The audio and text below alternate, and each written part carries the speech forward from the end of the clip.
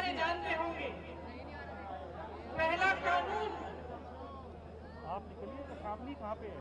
भाजपा के नेतृत्व के खरबपति मित्रों के लिए जमाखोरी के दरवाजे खोलेगा। आपको मालूम होगा कि 1955 में जवाहरलाल नेहरू ने जमाखोरी बंद करवाई, कानून लगवाया कि जमाखोरी बंद होनी चाहिए। उस कानून को आज बदला गया है। ये नया कानून बड़े बड़े खरबपतियों को मदद करेगा। आपको उपज का दाम क्या मिलना है, आपसे कब खरीदा जाएगा, कैसे खरीदा जाएगा, ये वो तय करेंगे। दूसरा कानून एक ऐसा कानून है जो सरकारी मंडियों को अंत में बंद कर डालेगा, क्योंकि उस कानून के तहत जो बड़े बड़े खरबपति हैं वो अपनी प्राइवेट मंडियां खोलेंगे, और जबकि सरकारी मंडी में आपको टैक्स लगेगा तो प्राइवेट मंडी में आपको टैक्स लगेगा। इसका मतलब है कि तमाम किसान सबसे पहले प्राइवेट मंडियों में चले जाएंगे। लेकिन आस्ते आस्ते ये होगा कि जो बड़े बड़े खरबपति हैं वो उन मंडियों में सामान स्टॉक में रखेंगे, उन मंडियों में सामान इकट्ठा करके रखेंगे, और जब मन चाहे तब आपसे खरीदेंगे, जिस दाम पे चाहे आपसे खरीदेंगे, और कोई न्यूनतम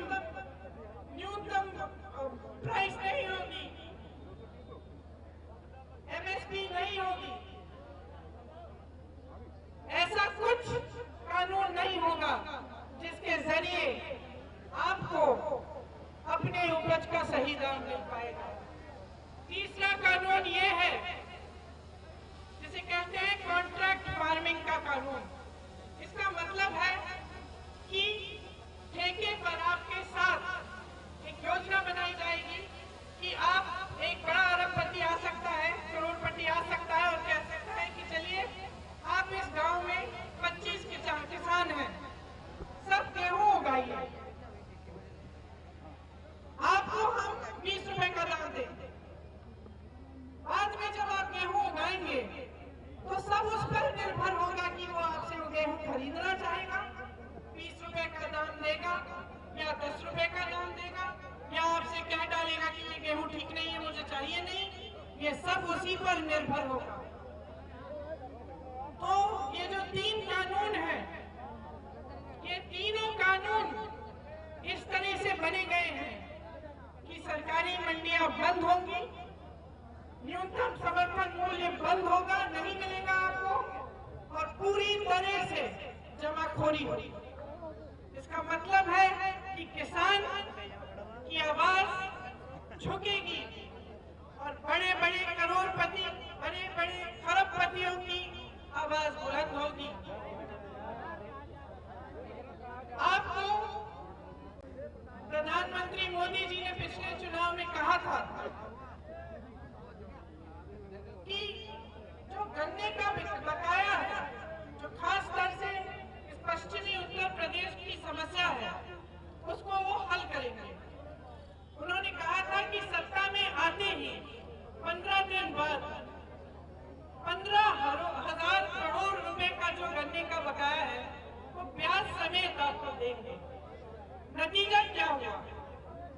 15 दिन नहीं, महीने हो गए, साल निकल गए, लेकिन गन्ने का बकाया आपको नहीं मिला। 15,000 करोड़ का आपका बकाया आपको नहीं मिला। लेकिन नरेंद्र मोदी जी के 2 हवाई जहाज 16,000 करोड़ रुपए में खरीदे गए हैं सरकार से। आप सोच सकते हैं कि इनकी जबान में कितना वजन है। इन्होंने आपको कहा था आपका बकाया मिलेगा, क्या किया इन्होंने? अपने लिए 2 हवाई जहाज खरीदे जिससे दुनिया भर में घूम सकते हैं। क्या किया इन्होंने? दिल्ली में संसद भवन की सुंदरीकरण के लिए 20,000 करोड़ रुपए सरकार के रखे। 20,000 करोड़ रुपए का सुंदरीकरण, 16,000 करोड़ रुपए के 2 हवाई जहाज और आपके 15,000 करोड़ रुपए का नहीं मिला है।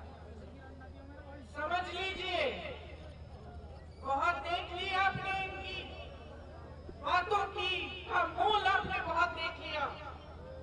इनका 56 इंच का सीना देख लिया, जिसके अंदर एक छोटा सा दिल है जो सिर्फ अपने खरबपति मित्रों के लिए धड़कता है। वो किसान का दिल नहीं समझ रहे हैं। किसान का दिल इस धरती, इस देश की धरती के लिए धड़कता है, क्योंकि उस धरती को वो सींचता है। उस धरती से उसकी जान जुड़ी हुई है। उस धरती से ही, उस किसान ने ही इस देश को आत्मनिर्भर बनाया। हरित क्रांति, श्वेत क्रांति के जरिए इस देश को आत्मनिर्भर बनाने वाला किसान है। यही किसान का बेटा सीमा पर सुरक्षा करता है, सीमा पर तैनात होकर इस देश की सुरक्षा करता है, इस देश के लिए अपनी जान देता है, इस देश के लिए शहीद होता है। उसी किसान का बेटा एक जवान बनकर प्रधानमंत्री की सुरक्षा करता है। उसी किसान का बेटा प्रधानमंत्री के लिए तैनात होता है और उसे सुरक्षित रखता है। लेकिन ये प्रधानमंत्री किसान का दिल नहीं पहचान रहे हैं, किसान का रोज अपमान कर रहे हैं। इनके जितने भी पार्टी के लोग हैं, इनके जितने भी मंत्री हैं, रोज कहते हैं कि किसान नहीं बैठा है, किसान आंदोलन नहीं कर रहा है, ये सच्चा आंदोलन नहीं है। कहते हैं कि ये आतंकवादी है, ये देशद्रोही है। प्रधानमंत्री ने खुद संसद में किसानों का अपमान किया। क्या कहा उन्होंने? हंसे, किसानों को आंदोलन जीवी कहा। क्या मतलब है इसका? क्या मतलब है आंदोलन जीवी का? किसान आंदोलन कर रहा है अपने जीवन के लिए, अपनी मिट्टी के लिए, अपने देश के लिए, अपने बेटे के लिए जो हमारी सीमा पे खड़ा हुआ है। उसका मजाक उड़ाने वाला, उसको देशद्रोह कहने वाला, उसको आतंकवादी कहने वाला, वो देशभक्त नहीं है। वो देशभक्त कभी नहीं हो सकता जो किसान के दिल को नहीं पहचान सकता। इस देश को किसान ने बनाया है। 78 दिनों से किसान दिल्ली बॉर्डर पर बैठा है। मोदी जी अमेरिका हो आए, पाकिस्तान हो आए, चीन हो आए, लेकिन जिस शहर में रहते हैं उसके बॉर्डर तक नहीं पहुंच पाए। 78 दिनों के लिए किसान उनका इंतजार कर रहे हैं कि जिनको हमने वोट दिया, जिनको हमने सत्ता दी, जिनको हमने प्रधानमंत्री बनाया, वो हमारी बात सुनेंगे, वो हमारे पास आएंगे। लेकिन वो नहीं आए। उल्टा संसद में खड़े होकर उन्होंने मजाक उड़ाया। उनके मंत्रियों ने अब शब्द बोले। जो 215 किसान शहीद हुए, उनका आदर नहीं किया, उनका अपमान किया। लेकिन जो इस देश को बेच डालता है, जो हवाई अड्डे, railway, LIC, BSNL, MTNL, BPCL, Air India, NTPC, BHEL, SAIL, ONGC को बेच डालता है, इससे आप क्या उम्मीद रख रहे हैं? क्या उम्मीद रख रहे हैं? मैं आज यहाँ आई हूँ आपको बताने कि कांग्रेस पार्टी और मैं और कांग्रेस की एक एक नेता आपके साथ खड़े हैं। आपके साथ इस आंदोलन में हम खड़े हैं। हमारी शक्ति आपकी शक्ति है। लेकिन मैं ये भी बताने आई हूँ बहनों और भाइयों, जाग जाइए। जिससे आप उम्मीद रख रहे हैं वो आपके लिए कुछ नहीं करेंगे। आपने इनका राज देख लिया, सब कुछ देख लिया। अब समझदार बन जाइए, समझ लीजिए कि सच्चाई क्या है। जब ये आपसे बड़े बड़े वादे करते हैं तो समझ जाइए कि ये वादे खोखले हैं, ये शब्द खोखले हैं। जिन्होंने अपने बड़े बड़े अरबपति मित्रों के लिए सब कुछ किया है, उनके लिए सारे दरवाजे खोल दिए। जब लॉकडाउन हुआ, कोरोना महामारी आई, उस समय कहाँ थे ये खरबपति मित्र? जब तमाम लोग इन्हीं सड़कों पे, इन्हीं हाईवे पे पैदल चल के गांव की तरफ रवाना हुए, तो कहाँ थी ये सरकार? क्या सुविधा बनाई?